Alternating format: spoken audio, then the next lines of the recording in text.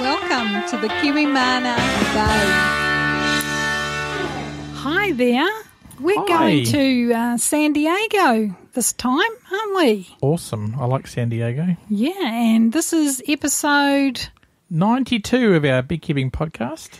Yeah, welcome everybody. And this week we would like to thank Jennifer from Sea Willow Herbs. And they've been supporting the KM092 Buds for over 7 months. So thanks so much, guys. And awesome. We appreciate all your help. And check out their herbal healing products from... on the Etsy page. And we'd like to thank Jennifer from Sea Willow Herbs. That's fantastic.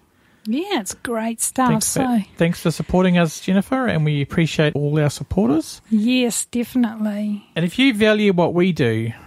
have you ever considered supporting KM092? Yeah, have you ever thought about it? Maybe $1. It'd be great. And That'll if be you want awesome. to find out more, you can go to kiwimana.co.nz/banana. And we'd appreciate that. And yeah, there's a lot of stuff on there that's totally free, and you can get a lot of value from that and give you some guidance and help with your beekeeping activities. Absolutely, and this interview was recorded in February 2016, and welcome to the KM092 Buzz. Hey, I'm Gary. Yeah, hi Gary. Hi Margaret. Hi. And we are beekeepers from the hills of Waitaki Ranges in West Auckland, New Zealand. The wild west coast of Auckland. And our podcast is about... beekeeping, gardening, and a bit of politics about environmental issues that affect the bees worldwide and locally. And we've also been known to go off in tangents about other issues. Absolutely. And the show notes for this podcast are kiwi.bz/Hilary. Yeah, and some of you are in New Zealand, and so you'll be in winter. So enjoy this podcast presented to you for beekeeping like a girl. Now, there's lots to learn about that side of things. Absolutely, and we're in the middle of winter, as Margaret said, so this is a midwinter release, so thanks a lot for listening. And those of you over in the big USA and Australia, we hope you enjoy this and get some value out of this as well. Yeah, we sure you will. So thanks for listening, guys, and we appreciate you taking the time today. And we've got an important announcement. We heard about a conference called the Natural Beekeeping Conference. This is happening in Pasadena near Los Angeles in August 2016. Wonderful. So if you can get there, go along and see what's going on there, what the buzz is over there. But did you know who the great speakers are? Do tell. Hilary's going to be there. Oh, awesome. So you'll be able to meet her, guys. And who else is there? There's Michael Bush. Oh, awesome.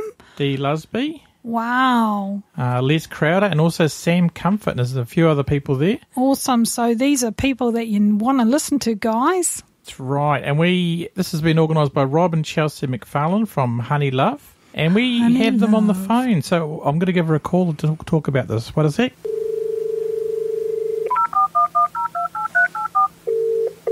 Hello, this is Chelsea. Hey, Chelsea, it's Gary. How are you? Hi, Gary. Thanks for calling. So tell us a bit about what's coming up in August. So in August, we're having our first annual Natural Beekeeping Conference, and we're holding it right by Los Angeles in Pasadena, and it's going to be National Honeybee Day, so that is going to kick it off on August 19th through the 21st. So the 19th, we're going to have our Yellow Tie event, which is our annual fundraiser where we have themed drinks and a live band and all of the, silent auction and fun that we do every year. And then Saturday is National Honeybee Day, so we're going to have a public event for that, but also our conference kickoff. And we're going to have a full lineup of speakers. Some of the most amazing natural beekeeping people out there are all flying in for the event. And the conference is going to go all day Saturday and then a half day on Sunday. Yeah, it sounds fantastic. You've got some great speakers lined up this year, haven't you? Yeah, it's amazing. As soon as Michael Bush signed on, I was like, oh, yay. And the rest of them were like, wait, if Michael Bush is coming, so Dee Lusby's coming. And if Dee Lusby's coming, then, Les Crowder's coming. And they all just kind of started saying yes, and it was amazing. It's a great way to kick it off. Oh, no, that's fantastic. And so how can people book their space at the conference? So we have a website, naturalbeekeepingconference.com, and it's through Eventbrite. And, we're saying all ages and skill levels are welcome. We're going to have multiple tracks for if you're a new beekeeper or if you're more advanced. And we're just going to try and lead the community here and start our education process, since legalized beekeeping is finally a reality in Los Angeles. Now the next step is just really educating our community so it thrives. Yeah, that's fantastic. And you've got the special guest Hilary's going as well, aren't you? Absolutely. She's awesome. I'm so excited to have Hilary with us too. Yes. We had a great interview with her coming up, so that's fantastic. Oh, well, thanks Chelsea for telling us a bit about that. Absolutely. Thanks for calling. No worries. Yeah, thanks, Chelsea. Yeah, see you, Chelsea. Okay, bye. Oh, well, that was really interesting, and thanks for that, for Honey Love. Rob and Chelsea, they're doing some great stuff there. Yes, and they're going to come on the show too as well. So let's read a bit of introduction. Hilary Kearney is from the Girl Next Door Honey, as Margaret said, and she does live bee removals, sells local honey in the San Diego, California part of the world. Hilary started beekeeping in 2008 after reading a beekeeping book she bought for her boyfriend. That's when I started thinking about beekeeping. I actually got bees in 2010. So I kind of started researching it in 2008 and kind of like sparked my interest. And then 2010 is when I actually had a place where I lived where I could have hives. So how was the weather in San Diego, Hilary? Yeah, it's been really sunny. It's super odd right now because we've been having this drought. So it's been really bad for beekeeping and just everything. And the past 3 years have been really tough. And then this year we had the El Nino year. So we actually got a good amount of rain. And right now it's like summer. Just this week, last week and into this week, it's 85 degrees, hot, sunny, and everything, all the flowers, all the trees are just exploding with flowers. It's just crazy. Things that I haven't seen bloom in 3 years are blooming. Yeah, it's been weird, eh? We've had similar thing here. It's been really crazy. Yeah, so right now, all of my colonies are trying to swarm. I'm getting all these swarm calls. I just called my intern and I was like, every single giant colony that we have is making queen cells right now. And we need to run around and check every single one and probably just harvest their honey before they take it all. Yeah, no, I was talking to JP, the bee man from near New Orleans, and he's getting swarms over there too. That was last weekend. They just started. They just started about a week ago. And the first couple, I think maybe 3 weeks ago, I got a couple. And they were kind of weird. They were queenless, or I'm not sure. They seemed kind of like funky swarms. But then now I'm getting legitimate swarms this weekend. When do you normally get swarms in San Diego? Actually, on a normal year when we get rain, this is pretty much when it starts. Oh, okay. But yeah. The past 3 years have been just really weird in terms of it'll kind of start, but then it'll stop. And then it's just been very hard to predict what would happen over the past couple years. But now it's we got enough rain that things are actually flowering. And we're supposed to get more rain. So basically here, if we get enough rain and then if we continue to get a few showers here and there, the bees will just make honey well into October. And sometimes even sometimes it's kind of 12 months out of the year season. So it's a very long season. And it's all dependent on rainfall 100%. Yeah, because you'd have similar weather to Los Angeles, wouldn't you? Sort of it's not really, you don't really get a winter, do you? Yeah, we don't really get a winter. We're more coastal because Los Angeles is more inland, so it gets hotter in Los Angeles. But mostly, yeah, it's pretty similar. We don't really get a winter. And when I say drought, I think other places go into drought, and it's oh, we really didn't get a lot of rain this year. But when we say drought, we mean we got no rain. We got no rain. We got one storm last year, and so it's just we really are a desert that's just on the coast with a sprinkler system. And I think people just forget that because we have lawns. What book did you use to do that research? It was Backyard Beekeeping by Kim Flodham. Yeah, I've heard good things about that. I haven't never read it. Is it a decent book? Is it like a beginner's book, is it? It's just a beginner's book. It's very much a beginner's book. And when I read it, I had no intention of becoming a beekeeper, and it wasn't even... I just read it to see if it was any good, to just make sure that I bought something that was good for my boyfriend. And then just like the section about bees themselves is what hooked me, because I was like, this is crazy. I didn't know this about bees. This is crazy. I didn't know this about bees. And so I kind of just fell in love with bees and not so much the idea of becoming a beekeeper. But then it got to the point where, I was in school studying art. And I was writing a paper on like animals and art. And so I kind of tried to incorporate some of what I had learned about bees. And I kind of pursued that in terms of writing the paper. I just kept reading more about them. And I just thought they were so interesting. And finally it got to the point where I was in a space where there was a really big yard. And I thought, if I really want to know about bees, I should just get some. Yeah, it's great. And is your boyfriend still doing it? Or was he sort of pass it on to you? He never really, I'm the one who kind of ran away with it. So I think it was just a passing idea in his mind that he wrote down with no real intention, And then, when I started doing it, he kind of got dragged into it. And it's not that he wasn't interested in it, but he had other things going on. So it kind of just, he still helps me. Yeah. Oh, that's good. Yeah. Yeah, because that's right. Because it wasn't on his bucket list. Yeah, it was on his bucket list. When I met him, he had just a piece of paper tacked to his wall, and it said, like, raise goats, get bees, ride my bike across the country, become a firefighter. And I was like, what? Bees? I just picked up on beekeeping for whatever reason. It just kind of grabbed me. He can cross that one off then. Yeah, that one's off now. And didn't you guys get bee stings in matching places last week or something? Yeah, we did. On Friday, this past Friday, he's living in Arizona right now, so like 5 hours away because he's in school to be a physician assistant. And so he comes back only every couple of weeks to hang out, and usually when he's here, it's like I don't have time to see him, so I just have to bring him with me on whatever bee thing that I'm doing. So we're running around doing all this, doing removal. We caught 2 swarms that day. I was checking some hives in the area where I was catching the swarms, and I got cocky because I was like, I'm too tired. I don't want to put on my bee suit. I'm just going to let you inspect in your suit, and I'll supervise. And so I was just kind of like hanging out near the hive, and then I got cocky and decided I was going to inspect, and I got stung in the face, like right under the eye.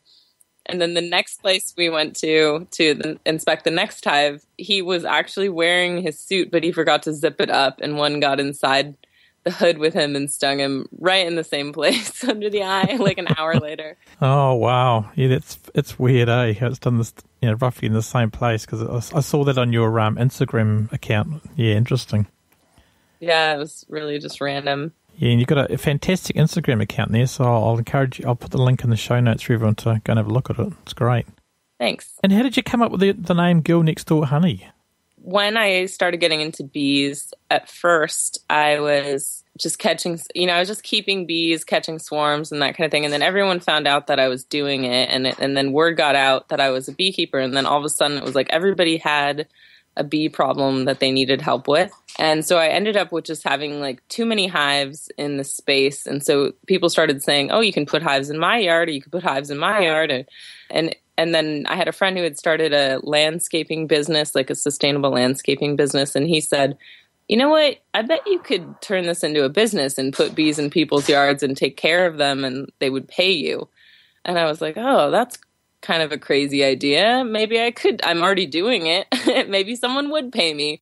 So I started just thinking about the idea of how funny it is that these people could have bees living next door to them and not realize, like you wouldn't even know that there could be a hive next to you. And the fact that all the bees are female, and then the fact that I'm a female and that, I live next door to people and have bees in my yard. So kind of the bees are the girls next door and I'm the girl next door. And then it was kind of the idea that anyone could be the girl next door if I teach them how to beekeep, or if they host a hive with me.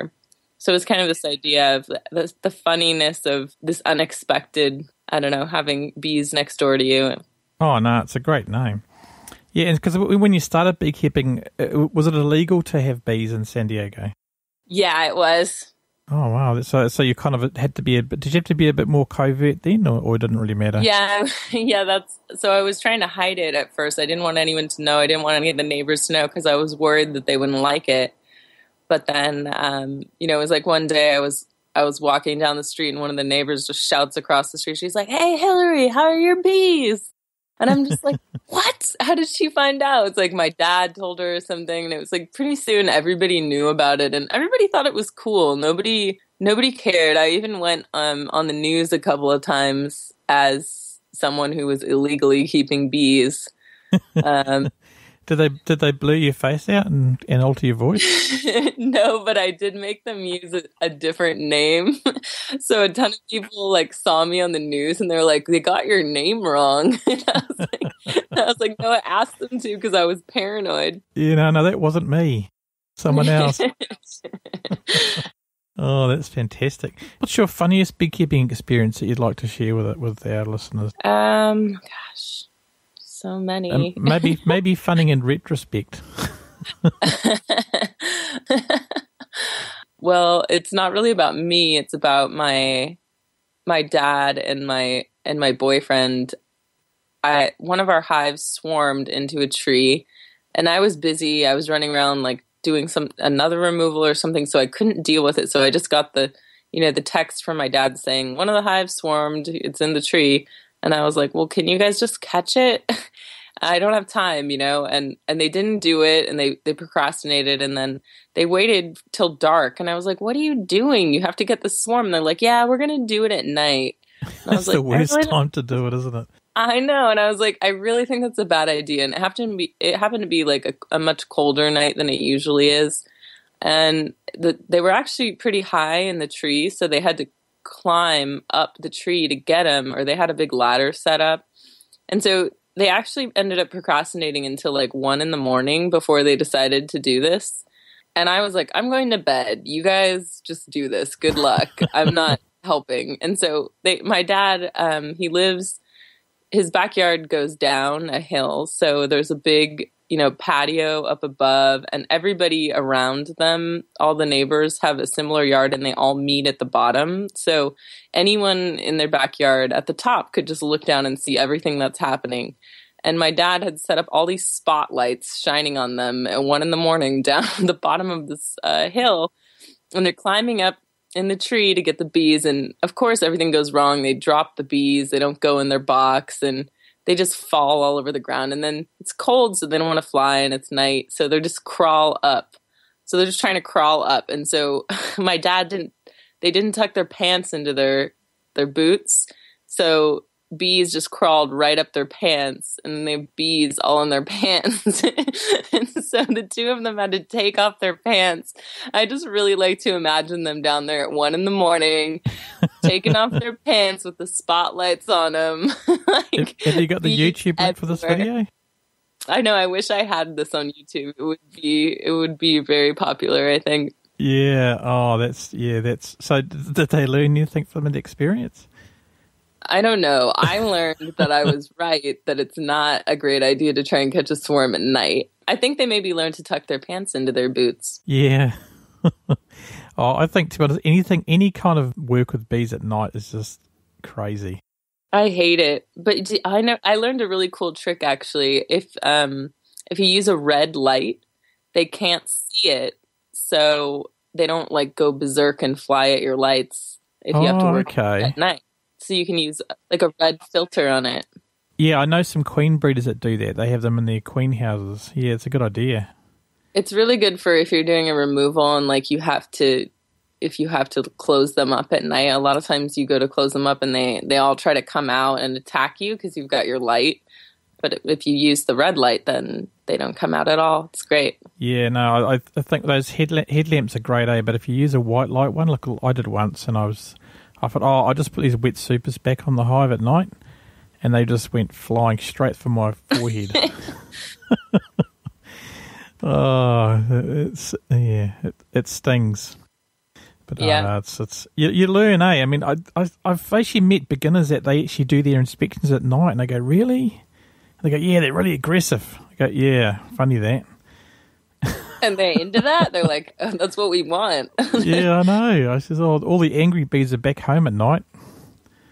You know, got to let them sleep. Oh, yeah. I can't even imagine. Well, we have Africanized bees here, so it's like a whole other level of... You even touch them close to sundown, and they go berserk. Oh, yeah, I can imagine. Is that a big problem in San Diego? It's a pretty... I don't know. Sometimes you feel like it's a problem, and sometimes you feel like it's an advantage, because they're very strong, and they're basically resistant to the mites. So it's a struggle, I think, is the better word, because you're always struggling with, are they nice enough for me to keep? But they're so strong, but they're so mean. Yeah, is that enjoyable working them? But is it okay, or do you get used to it? I think you get used to it. I wouldn't call it enjoyable. It's much more enjoyable to work the nice hives because it feels like it's just easier to just relax, and it feels kind of magical, and all the buzzing is really like hypnotic. But when you're working the mean hives, you just kind of like block it out and just try to get what you're doing done. Yeah, absolutely. I heard a few stories about your dad and his incidents with catching swarms. Is any other people in your family involved in beekeeping? No, just pretty much my dad and my boyfriend. And then early on, my best friend, I dragged her into it too. It was like everyone who was close to me got dragged into it. My mom never really, she's very supportive, but she never really did any of the actual beekeeping. She's been stung. She's been a casualty in some of the things that happened, but she never really participated. She just makes us the margaritas afterwards when things go wrong. Oh, that sounds like a good deal to me. Well, that's great. And do you enjoy the live bee removal? Yeah, I think they're really fun and challenging, and it's so interesting to see all the different places that bees decide to live, and to think about how the whole process that they chose, how they chose the spot and how much work went into it, how much intention. It just always makes me laugh when I find bees like in a compost bin or something, or like a garbage can. I just love to think about how they voted to live there. Yeah. It's interesting, how they choose where they're going to live next. Yeah, the weirdest place I ever had to remove bees from was actually inside of a jet ski, like in the engine. Yeah, wow. And was it a working jet ski, or was it just parked up somewhere? It was working, but I guess they just hadn't used it in a while, and it was just sitting in the driveway with like a cover on it, and the bees went in there. And they actually started to build combs, so it was a new swarm, but I would say they'd been there at least, I don't know, maybe 3 to 5 days, because there was a good amount of comb already built. Yeah, well, I mean, the thing is, because the problem is man keeps making these little great nests for them, don't they? Like because over here we have brick buildings, and they've got like little gaps every fourth brick to stop, to let the ventilation in, but they're like make a perfect hive. Because they just go in there and they've got the whole wall.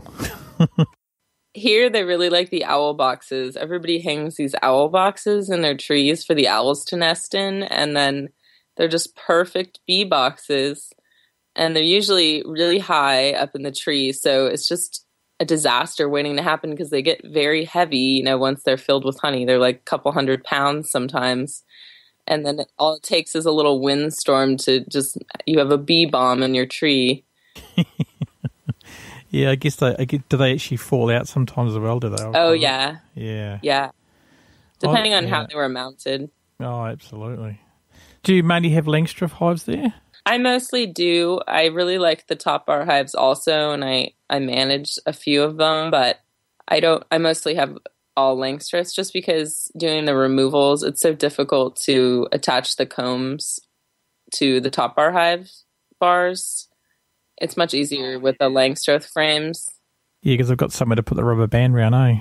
Yeah, and it's also a lot easier to move the Langstroth hives because they're so compact compared to the top bar hives. So I started out with top bars, actually, and then I switched to Langstroths. Yeah, I mean, that's the original design behind them, weren't they? They were designed for pollination work and moving them and stuff like that. Mm-hmm. Oh, no, that's fantastic. And so what excites you the most about beekeeping there, Hilary? just the bees themselves. I like that we don't know everything about them, that we're always learning something new, and that there's so much room for new ideas and new inventions, and people are always tinkering. I like that about it. Yeah, absolutely. And I think the thing is there's different ways to do the same things as well. Yeah, that's true also. I mean, what I really like what I've been able to do with my business is that I get to use all these different skills that I have, and it's like in a really satisfying way. Like I get to spend time in nature. I get to like closely observe these creatures, and I get to teach people. I get to write. I get to do art because I'm making all my graphic design work. I get to do public speaking, so I get to use all these different interests of mine together. So that's one thing I really like about it. Yeah, I really love your website. I think it's fantastic. Did you design all that graphic at the top? Yeah. Yeah, no, it's stunning Thanks. work. Tell us about your beekeeping tools. How did you come across doing those? You know what? I think I stole that idea from somebody else. I was just kind of rooting around online, and I was looking at other beekeeping things. I don't remember who it was. I just kind of found some kind of apiary urban beekeeping. I'm not even sure what, some operation somewhere else far away in the United States, and I just saw they were doing tours, and they didn't have very many, and it didn't look like they were very full because it said how much, this many people booked on this date, and it kind of said, if it doesn't fill, we won't do it. So it seemed like a little bit of a half-baked idea, but I went, that's a really good idea. So I just kind of, I put it up there, and I was kind of doing it just on demand the way they were, but then I was approached by one of those, like a tour company, and they were like, we want to put this on our website and offer it to people. And after that, it really took off, and I realized that that I could probably, if I had my own website, that I could probably just fill it myself, which I started doing. And then I hooked up with a local farm also. And so we're doing them at the farm, which is great because then people come to the farm, which the farm wants. And then I get exposure from the people who know about the farm. So it's been really great. We started doing that in the fall. Yeah, no, that's a great idea. I might steal it as well if you. Yeah, you should. It's a really good, a lot of people, just everybody leaves with a smile on their face. It's just such a cool way to teach people. Yeah, we kind of do it informally, but not like, I think it's probably a good idea. And I think, because we get a lot of tourists in Auckland and that, they come to New Zealand to do Lord of the Rings stuff, and that might be quite a cool thing for them to do. You could do a Lord of the Rings version or something. Yeah. You drink mead afterwards. That's it. They did have bees in The Hobbit, didn't they? In the book, anyway. I think they did in the book, yeah, because there were beehives at the Shire or something. That's it. So there's an idea there. There you go. Shire bees. Yeah, it's interesting because some people were really offended that I was doing this and charging money because, like you said, like other people do it informally. And it just always amazes me how some beekeepers will just stubbornly undervalue their skills and don't want to make money at what they do. And then they complain that they can't be a full-time beekeeper. And it's like, well, you give everything away for free. I just don't understand. I mean, it's one thing if you want to do that, but I don't understand why it feels like this very oppressive culture sometimes where people get upset with you if you charge for this kind of stuff. And it's like, well, why not? Everybody else charges for what they do. Exactly. Yeah, I know exactly what you mean. Like, it's like we go and do beekeeping services and like pick up, do stuff like that and cutouts and stuff, things like that. And they go, oh, what do you charge for it? Like, what do you charge? Do you pay the plumber? Yeah. When they come to fix your taps? I know. I use that analogy too, because I'm like, would you ask your plumber to do this for free? Well, they always say, well, you're getting the bees. And it's like, well, there's no guarantee that these bees are even going to survive, let alone make honey. I mean, it's not really, it's kind of like a gamble. You do all this work, you spend all this time, and you get stung a bunch, and you don't really know what you're going to get out of it. No, exactly. They could be full of disease or whatever. Yeah, and it's like, I know what you're getting out of it. You're getting your bees taken away. Oh no, exactly. I think if you've got to eat food as well, don't you? You've got to get some food.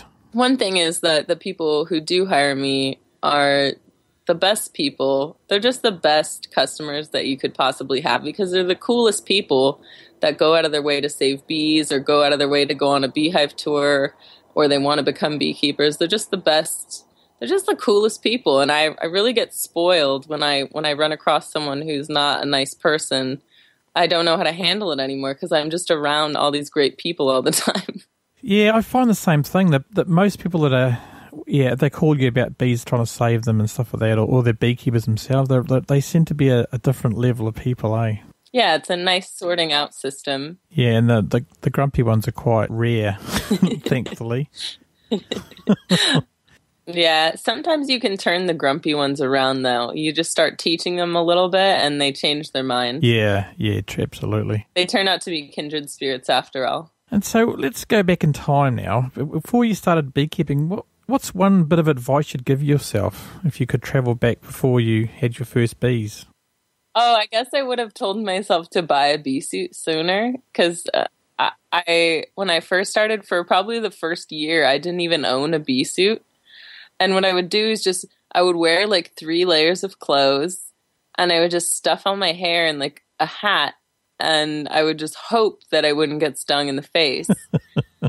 And I would go out and, catch swarms and do all sorts of crazy stuff. And I don't know why I did that. I guess I was thinking I didn't have enough money, but it really isn't that much money to just at least buy a veil.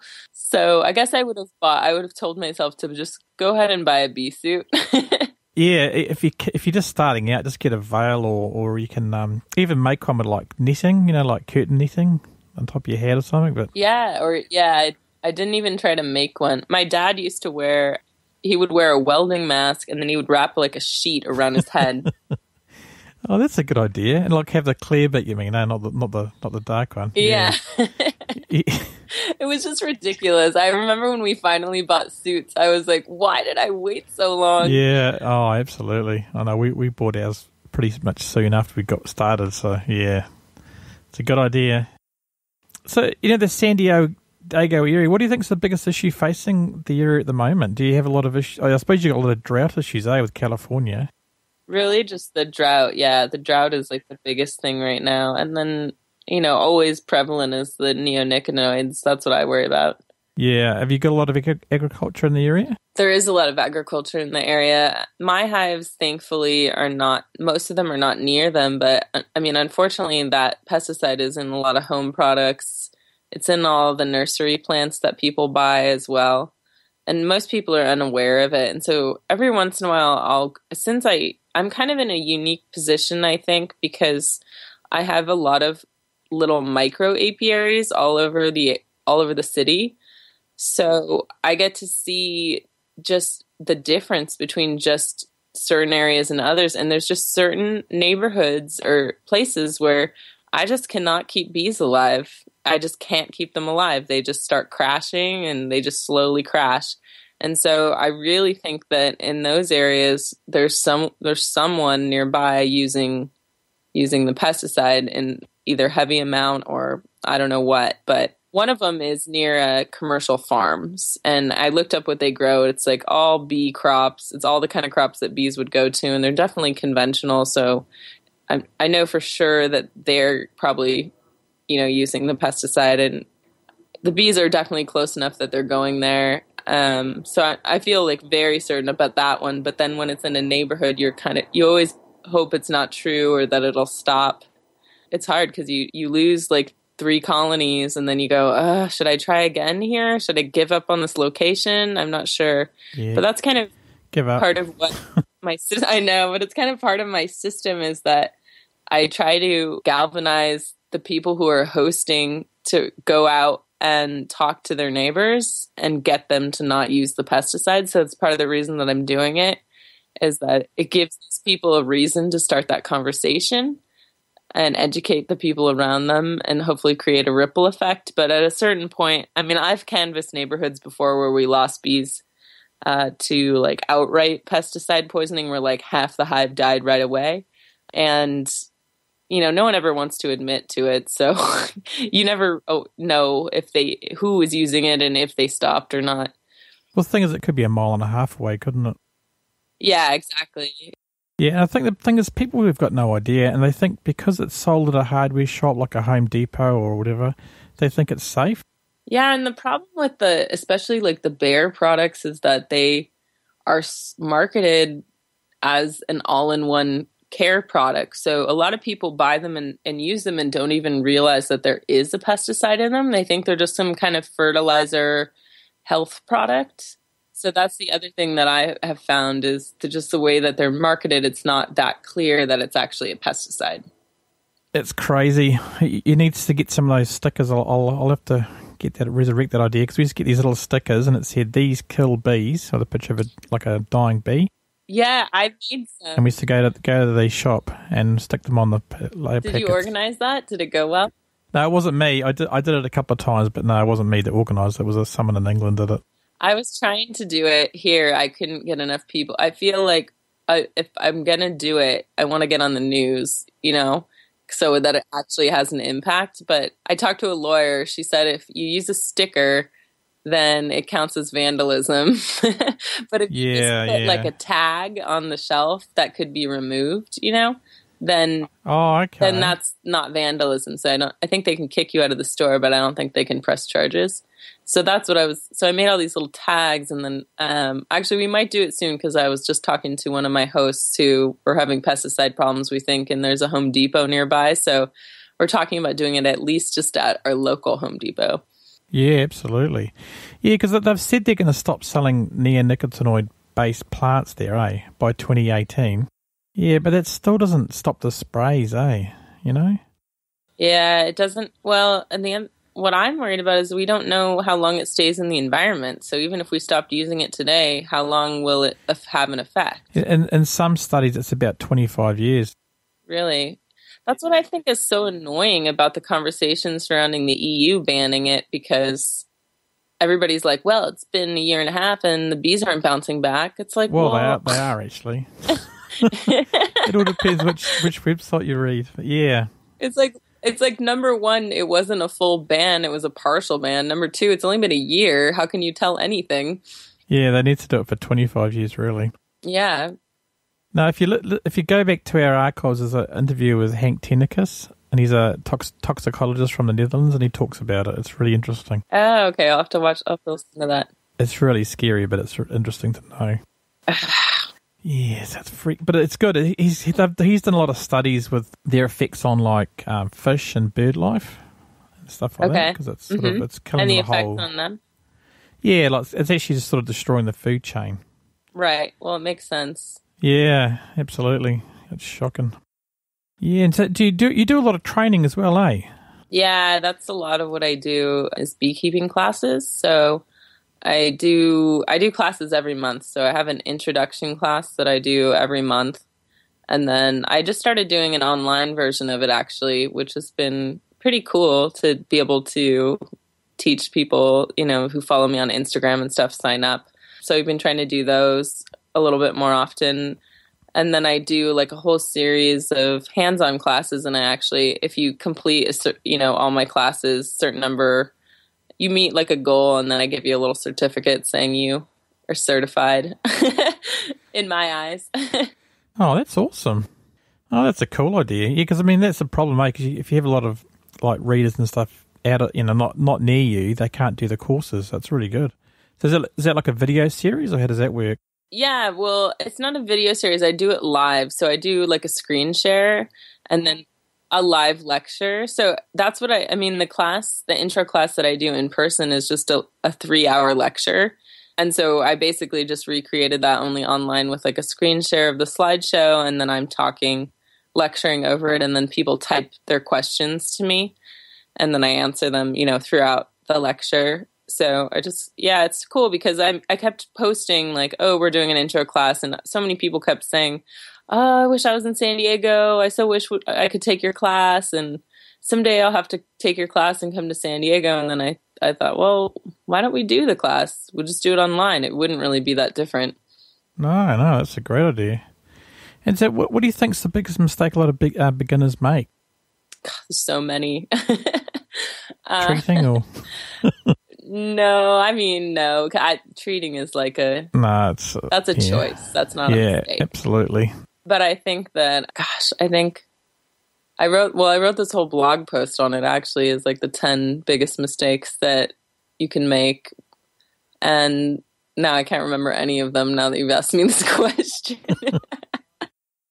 One of them was about giving too much space. So a lot of people set up their hive and just put like way too many boxes on. I don't know if the idea is like they bought 3 supers and they built them all and got them painted and they're ready to go. So they'll just put their package in with like a 3 stack, and it's just too much room for them.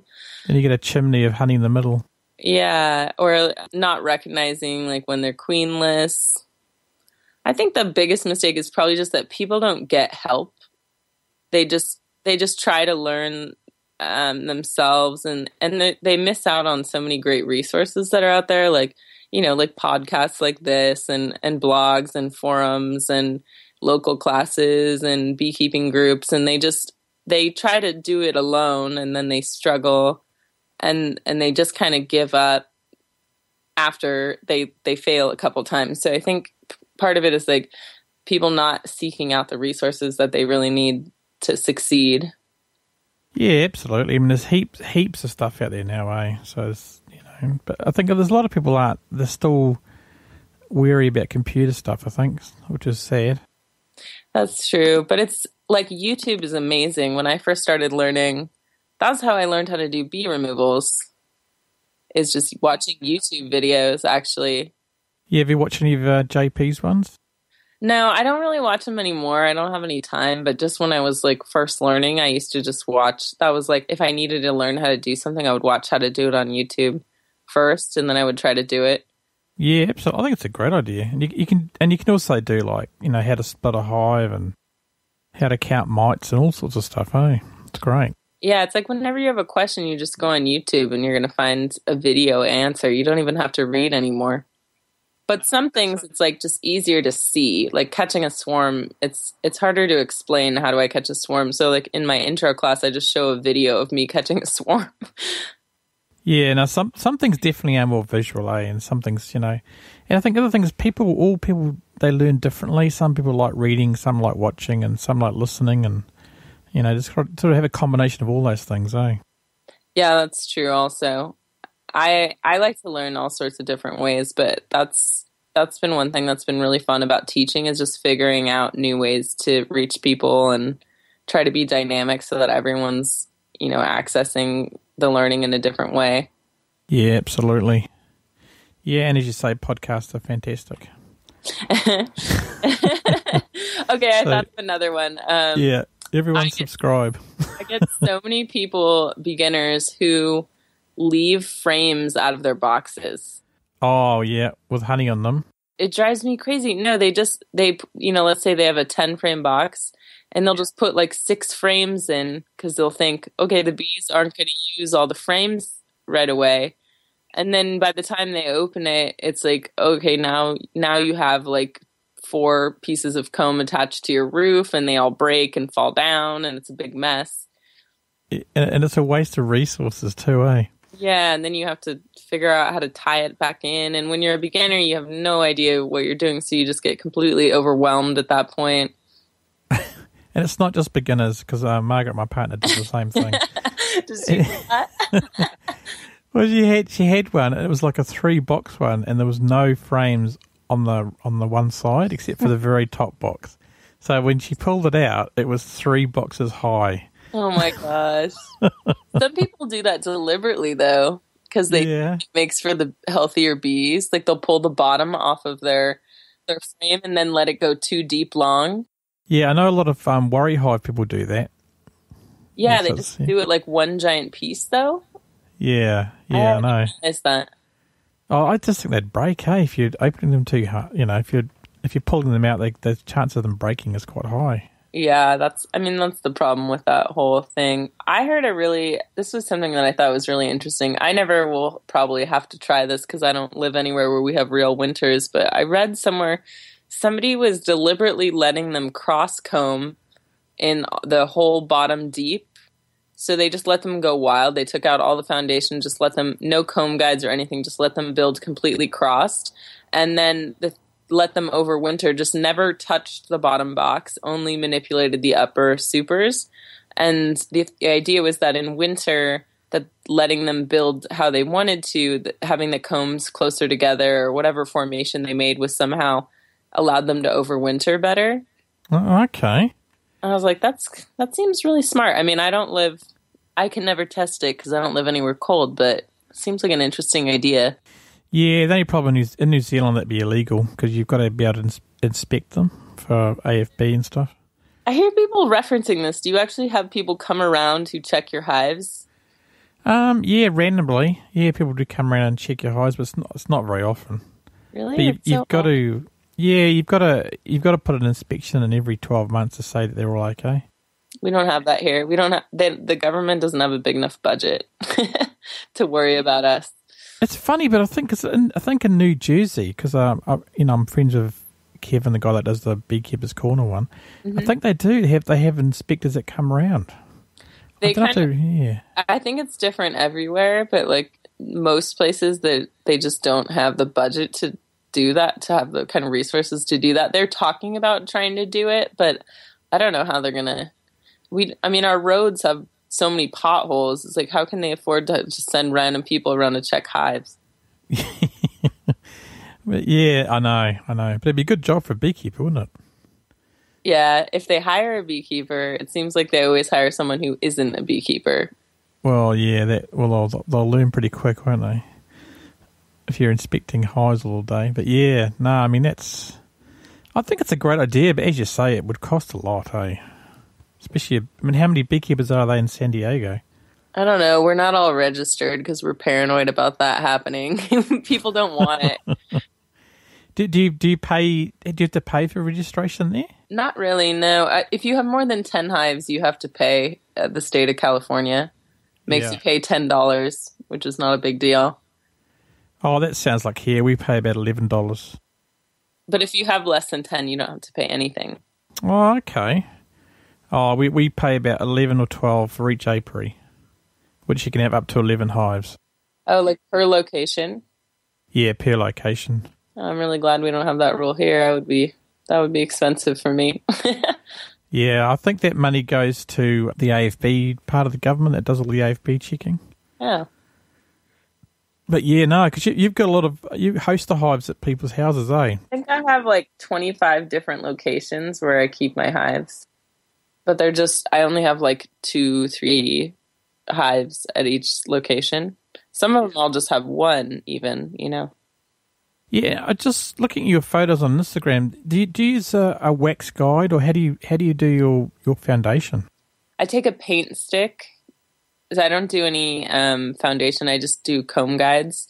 So I take like a paint stick and I paint it with beeswax, and then I nail it into the top of the frame so that it hangs down about an inch. Oh, okay. So you have no like comb pattern on there at all? No, it's just an empty frame with just a guide hanging from the top. Oh, that sounds good.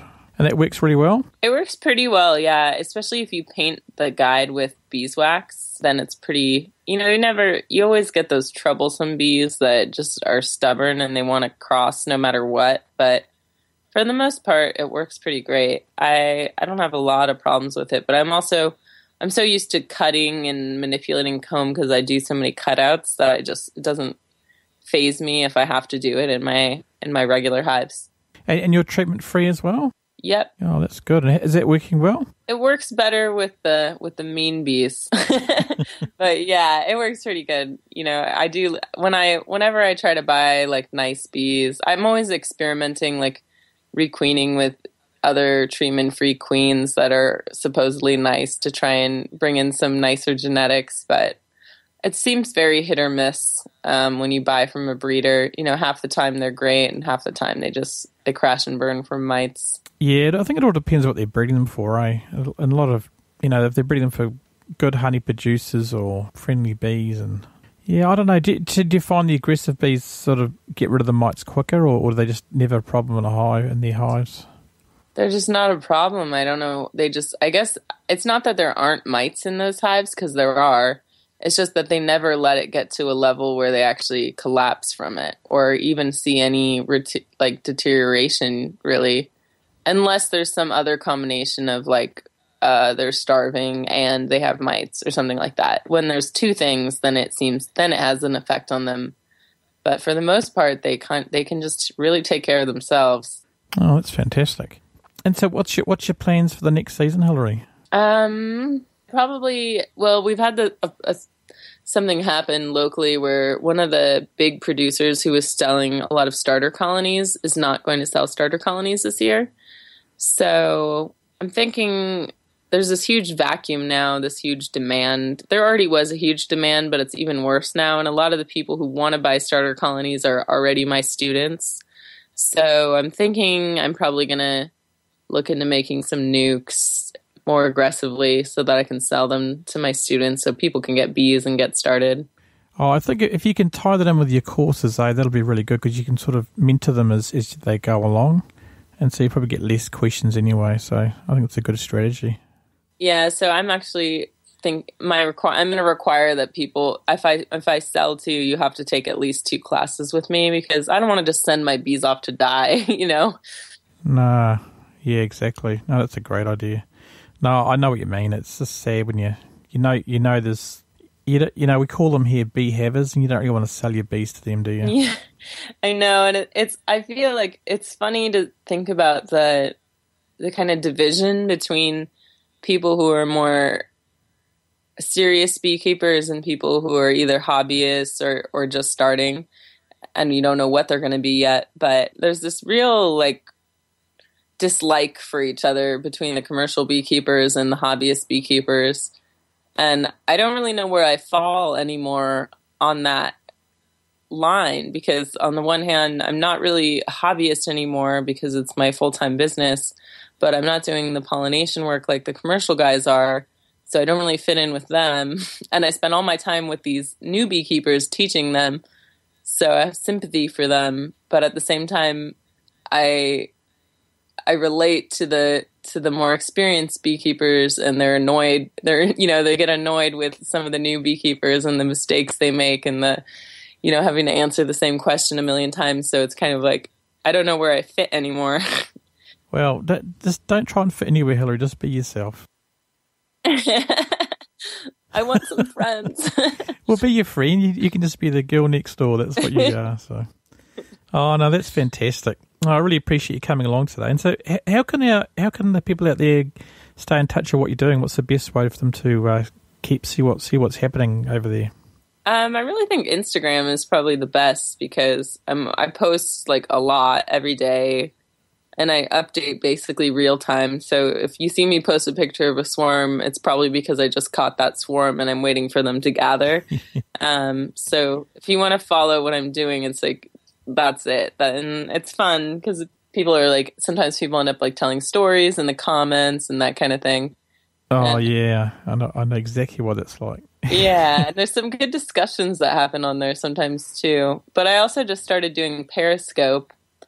It's much harder to do Periscope because you have to be so engaged with the people watching and there's so many questions. But I try to do it every now and then because people were asking me to. But it's just a video, live broadcast of whatever. Yeah, it's hard, because I think it's better if someone else is with you and you can film them, and you can answer the comments and stuff because people keep asking comments and you have to be watching it every second because they disappear so fast. It's really difficult. Yeah, absolutely. And your Instagram page is instagram.com/girlnextdoorhoney, eh? Yeah. Yeah, no, that's absolutely true. I know what you mean because when we pack up a swarm, you've got a lot of time for waiting for them to all get back into the box. So. Mm-hmm. Yeah, so I just sit there on my Instagram and start chatting with people. Yeah, it's fantastic. And then I got my blog, which is beekeepinglikeagirl.com, which I just started recently, and it's a nice outlet for writing. I don't know how much. My goal is to do one a week. I don't know how well it's going to work out as we start to get into the busy season, but I'll try to keep it up. Yeah, it is tough. But we've been sharing your posts on our podcast and blog, and they're really popular. So keep it up. It's good. Yeah, I think they're all they're very thorough, aren't they? So they're really good. Yeah, that's the problem because you start writing it, and then I was just listening to Rusty when you interviewed her from Honeybee Suite, Oh, and you asked her. You asked her what if she could go back in time, what would she do? And she said not start a blog. And I went, oh no, when I heard her say that. And it's funny because and Michael Bush said, if I remember right, he goes, "Oh, don't keep bees." Yeah, that's what he said to me on the Bee Source page. I listed my 10 mistakes beekeepers make, and he said, I think the first mistake is keeping bees in the first place. But the world would be a sadder place if we didn't have Rusty and Michael out there, wouldn't it? For sure. I love Rusty's blog. It's fantastic. And I honestly don't know how she does it. She puts out a new post every couple of days. It's incredible all of her posts are so thorough as well. And now I understand why, because you start writing and you start anticipating the comments you're going to get, and you know that you have to really back up everything you say. Otherwise, you're going to get all these nasty comments. That's what I worry about anyways. I'm anticipating what people are going to say, and then I try to have a response already. Yeah. Oh, you get those anyway. Don't worry about that, Hilary. That's true, I guess. Yeah. It's really great. I really encourage everyone to go there. So we'll make sure that's on there as well. Well, because is that just girlnextdoorhoney.com and you click on blog? Is it the same one? Oh yeah, you can do the same. You can do it the same, or you can search. It's either one. They're two different websites, but they're linked together. Oh, well, that's been really fantastic talking to you, and I really appreciate you taking the time tonight because it's late for you guys, isn't it? It's midnight. Okay, you're keen. You're keen. Oh, that's good. Yeah, I'm a late night person, so it's fine. Oh, that's good. Yeah. This is my time. Oh, okay. Is this when you do all your blog posts at night time and stuff?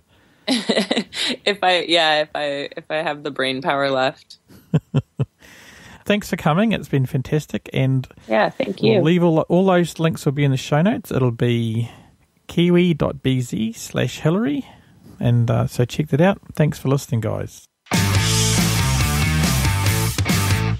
Wow, what do you think of that then? That was a great talk, wasn't it? Yeah, that was good. I mean, you got to love it. You got to love it. You know. She's very passionate, and you check out her blog, guys. All these links will be in the show notes. It's kiwi.bz/Hilary. And it's interesting that you don't really know what's going on next door, but now you do. That's right, exactly. Yeah, that's great, guys, and thanks to all the people who have supported us through our Patreon account, which is being a patron to us. That's right. So if you want to consider supporting us, check out kiwi.bz/banana. And that'll help us out. Yeah, don't forget the banana. So that's it, guys. Well, I hope you appreciated that show, and we will talk to you in a few weeks. We're still enjoying our winter break here, so the shows will be coming out. Yeah, building. And, building. Oh, good. You've been building bee frames, I see, on Instagram. Yep, Margaret. That's it. Next thing's boxes from our new supplier. Yes. So very exciting. And, thanks, guys. Yep, thanks for joining us. See ya. See ya.